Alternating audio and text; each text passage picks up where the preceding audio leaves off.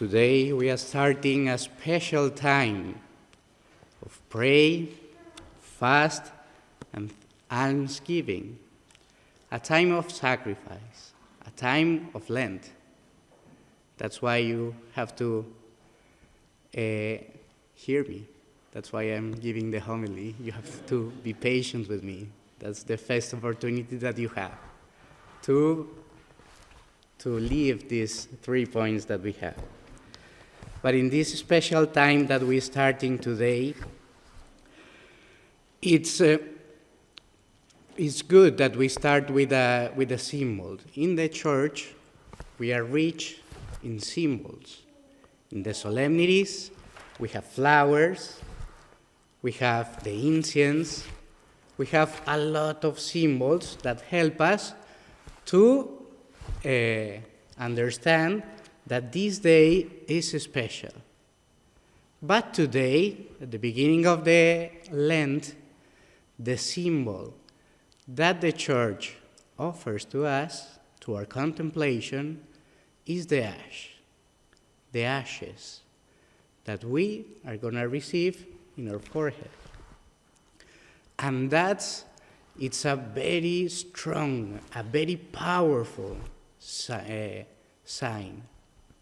a very powerful symbol, because it speaks about all the things that passed. Everything passed. Everything. We, in history, in Western civilization, you have studied all those empires, all those big reigns, all those big things that the people have done. And all of those things have passed. And even the proud of the men, the kings, that they have power, they have dominion, and where are they? It's just a reminder that we have in the books of history. That's the symbol of the ash. And the symbol of the ash is a powerful symbol because it reminds us, to each of us, who are we? Who are we? We are something that we are here in the earth for a part of time, but we will pass. And in contraposition of the symbol of the ashes that pass is God, that remains. So the symbol of the ashes help us to understand first what is our position. Our position is the one who is in need, who is called to pass. And because we are called to pass, we are just a small time in the earth, we need God, the one who stays, the one who remains. So that's the symbol of the ash. That's the power of the symbol of the ash. That reminds us what is our place and what is our strength. Because by ourselves, we don't have the strength, we don't have the power, but God has it.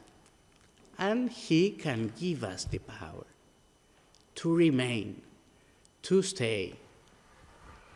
It's curious how the things that we remember, for example, in the church, is the saints, the people who did great things for God.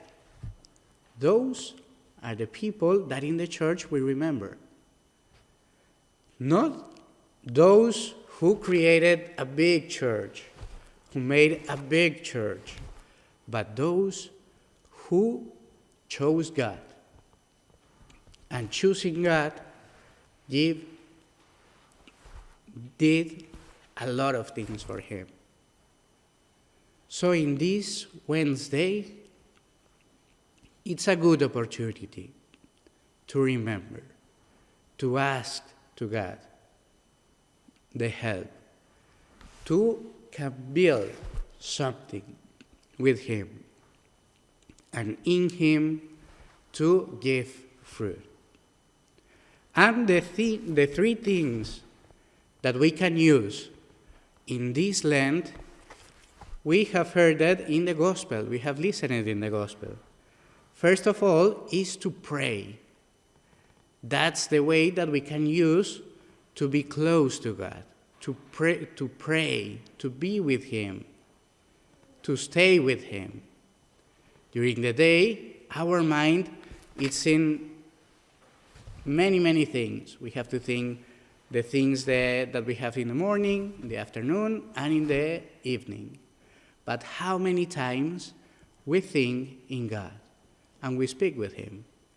So this time of Lent, it's a good opportunity to think in God, to pray, to stay with him.